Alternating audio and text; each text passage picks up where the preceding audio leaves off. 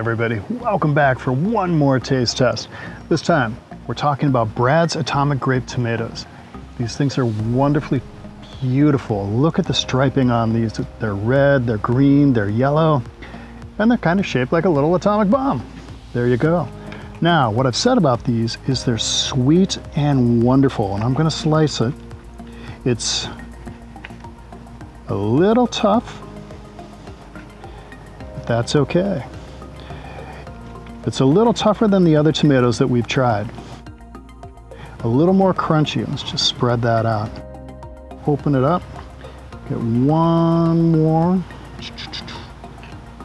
Okay. Now, these are almost crispy like a pickle. I've said that they taste like candy, and that's the only way I can describe it. Always a tomato taste in there, but these are sweet and delightful. Now, I've seen this in other friends' gardens in Iowa, here in Minnesota and Wisconsin. Obviously very popular. So if you're gonna be crazy like me, grow your own tomatoes. Really, truly look for these. You can get them at Baker Creek Seed.